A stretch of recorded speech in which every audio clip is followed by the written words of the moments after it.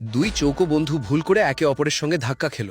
হঠাৎ তাদের শরীর কাঁপতে শুরু করলো, আর পরের মুহূর্তেই একজন সবুজ আর অন্যজন লাল হয়ে গেল। এই দৃশ্য দেখে সবাই অবাক হয়ে গেল।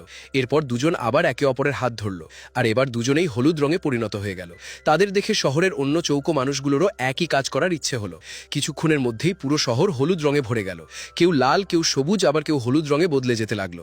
তারা রাস্তার মোড়ে গিয়ে ট্রাফিক লাইটের মতো কাজ করতে শুরু করলো, আর এতে শহরের বিশাল যানজট মুহূর্তের মধ্যেই শেষ হয়ে গেল। এখন পুরো শহরটাই নানা রঙে রঙিন হয়ে উঠেছে। মানুষ নিজের পছন্দের রঙে বদলে যেতে শুরু করলো, আর পুরো শহরটাকে দেখতে অসম্ভব সুন্দর লাগছিল। কোনো শিশু যদি কখনো হারিয়ে যেত, মানুষ একে অপরের হাত ধরে রং বদলাতে শুরু করত, আর কয়েক মুহূর্তের মধ্যেই শিশুটিকে তার পরিবারের কাছে ফিরিয়ে দিত। ঠিক তখনই আকাশের দিকে রঙের এক বিশাল ঢেউ উঠে গেল, আর মুহূর্তের মধ্যে সবাই আবার হলুদ হয়ে গেল। কিন্তু হঠাৎ একজন চৌকো মানুষ কালো হয়ে গিয়ে অজ্ঞান হয়ে মাটিতে পড়ে গেল। ঘটনাটি দেখে সবাই ভয় পেয়ে গেল। তারা সঙ্গে সঙ্গে সাহায্যের জন্য একটি সংকেত পাঠালো। কিছুক্ষণের মধ্যেই সেখানে দুজন চৌকো মানুষ এসে পৌঁছলো, যারা ছিল ডাক্তার। ডাক্তাররা রোগীর বুকে হাত রেখে পরীক্ষা করতে শুরু করলো। ধীরে ধীরে তার শরীর থেকে অসুস্থতার প্রভাব বেরিয়ে যেতে লাগলো। তখন আশেপাশের মানুষগুলো তাদের নতুন শক্তি সেই রোগীর শরীরে পৌঁছে দিতে শুরু করলো।